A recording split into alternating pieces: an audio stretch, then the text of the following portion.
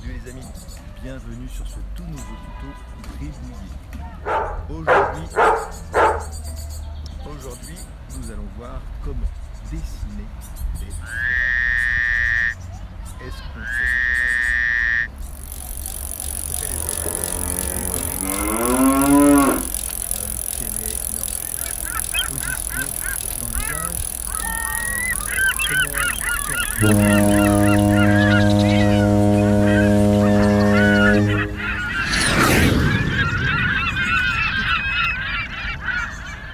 Ça va être un tuto a priori un peu plus rapide que les autres parce que voilà, il y a beaucoup moins de potentiel quand même sur les oreilles que sur le nez, sur la bouche et les yeux, mais il faut quand même l'aborder. Donc je vais repartir de la même façon que sur les précédents tutos.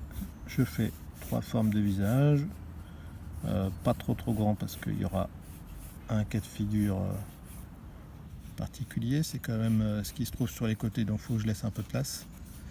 Voilà, bon, le premier est plus gros, c'est pas très grave. Donc les oreilles, c'est pas très compliqué, bien qu'il y ait pas mal de formes d'oreilles différentes, hein, plus qu'on ne le croirait. Il y a les petites oreilles qui se voient pas forcément beaucoup. Des fois, vraiment, quand on pousse la caricature à l'extrême, on peut carrément ne pas mettre d'oreilles. Voilà, petites oreilles. Les grandes oreilles éventuellement décollées. Là, elles sont relativement décollées, elles pourraient l'être encore plus.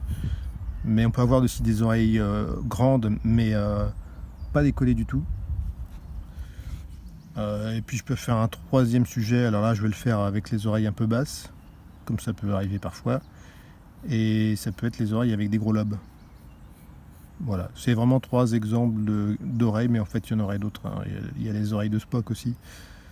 Les oreilles de Spock, il y en a, hein, qui ont des oreilles de Spock d'ailleurs, en fait. Ça, c'est un truc intéressant, c'est que souvent des oreilles tout à fait ordinaires, de face, quand on les regarde de face, enfin quand on regarde la personne de face, on a vite tendance à les faire un peu pointues. C'est-à-dire que si je prends, on va prendre celui-là, sauf qu'il a les oreilles un peu décollées, donc non, ça va, on va prendre le premier. Il n'a pas les oreilles décollées, il a des oreilles assez petites, mais voilà, les oreilles on peut les faire un peu pointues sur le dessus, comme ça là.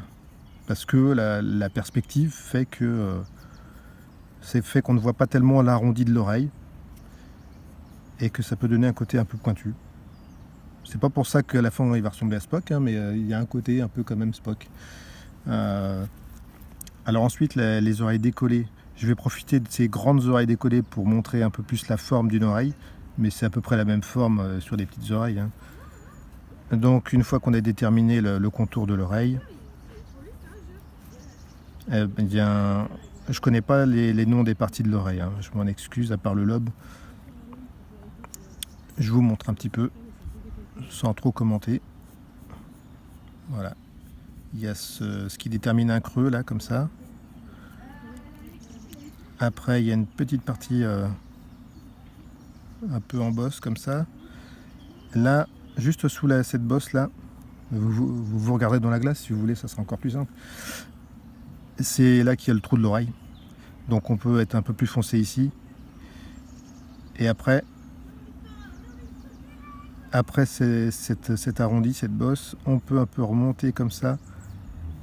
Il y a un creux, mais beaucoup moins marqué que le trou là, hein, mais il y a un peu un creux comme ça, et donc on peut le faire dans l'ombre, une ombre légère comme ça. Voilà, ça c'est vraiment une oreille de base. Mais voilà, souvent quand même dans une caricature on peut se contenter d'une oreille très basique. Une fois qu'on a déterminé sa taille et à peu près sa forme, voilà, on va pas aller très loin dans le détail de l'oreille. Ça serait amener du détail pour pas grand chose, ça serait perturber l'œil éventuellement.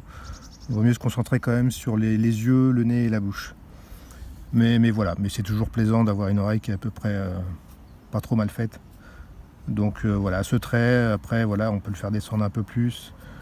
Si on va encore plus dans l'ombrage, il y a un petit renfoncement ici, qu'on va appuyer très légèrement. Il y a un petit creux aussi souvent. Voilà, toutes les oreilles ne sont pas les mêmes, hein. Je crois qu'il n'y a pas une seule oreille qui est pareille d'un individu à un autre d'ailleurs. Mais bon voilà, il y a un petit renfoncement ici souvent. Et puis voilà, on peut légèrement ombrer le dessous du lobe. Voilà, ça c'est l'oreille de base. Mais à partir de cette oreille de base, finalement, on peut faire un peu toutes les oreilles. Voilà, ici, si on revient sur le sujet qui a des lobes très développés, ben, on va refaire pareil, hein. On détermine bien le contour de l'oreille. On va faire cet arrondi là, tout en haut. La petite bosse qui amène vers le trou de l'oreille et qui remonte comme ça, qu'on fait un peu dans l'ombre. Le petit renfoncement ici, marquer un peu l'ombre du lobe. Voilà, refaire un petit relief ici. Et voilà. Ce qui est intéressant parfois chez certains sujets, c'est que les oreilles peuvent être un peu différentes de chaque côté. On peut avoir une oreille qui est décollée d'un côté et moins décollée de l'autre, par exemple. Voilà. Après, vraiment, c'est de l'étude d'oreille aussi, mais honnêtement, c'est pas ce qui est le plus important.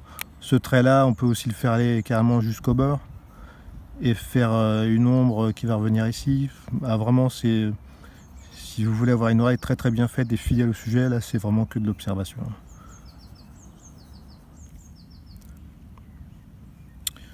Voilà, il y aurait peut-être d'autres choses à dire sur les oreilles, mais là comme ça je vois pas. Donc c'est la fin de ce tuto.